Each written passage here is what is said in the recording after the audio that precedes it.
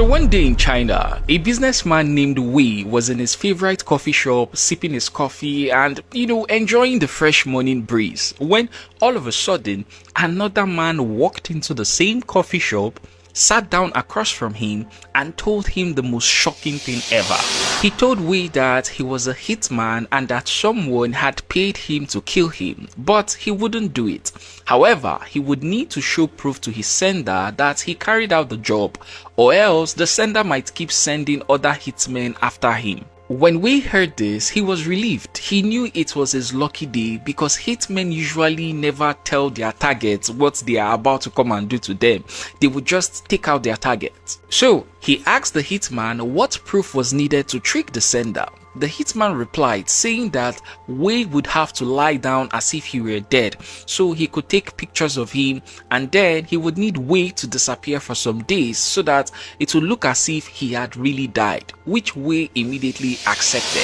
He lay dead, the hitman took pictures of him, and then they went their separate ways. The hitman went to the sender, gave him the photos and collected the money for completing the job, while Wei went into hiding. Days passed and everyone thought Wei had died, but what they didn't know was that he was alive and just hiding thanks to the hitman. A few days later, when everyone had bought the story of Wei being dead, Wei decided to come out. He ran straight to the police station and revealed what had been happening, how a hitman came to him but didn't kill him and he had been hiding ever since. When the police heard this, they began tracking the hitman that came to Wei and eventually they found him. I would call this hitman Hitman 5. When the police arrested Hitman 5, they asked him the big question: who sent him to take out Wei?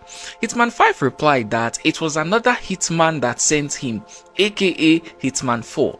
The police went after Hitman 4 and asked him the same question: why did he want Wei dead?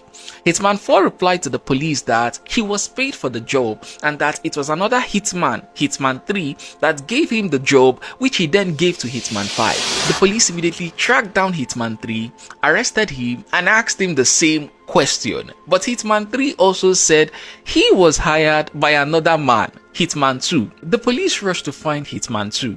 When they finally caught him, the exact same thing happened. Hitman 2 said he was hired by someone else, Hitman 1, and then he gave the job to Hitman 3, who then gave the job to Hitman 4, who then gave the job to Hitman 5. The police then went after Hitman 1, and after arresting him, Hitman 1 ended this whole line of hitmen and revealed who sent him to go after Wei. He revealed it was a real estate mogul named Tan that sent him to take out Wei. Let's rewind. You see, around 2014, this real estate mogul, Tan, worked together on a multi-million-dollar real estate project with Wei.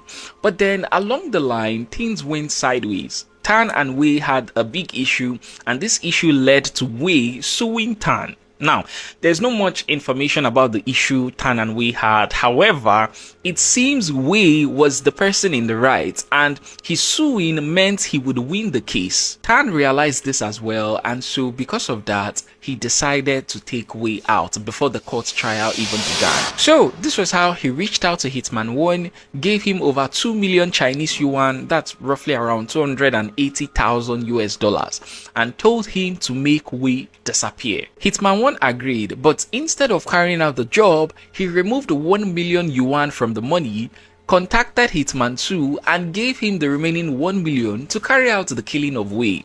But Hitman 2 also did the same thing as Hitman 1.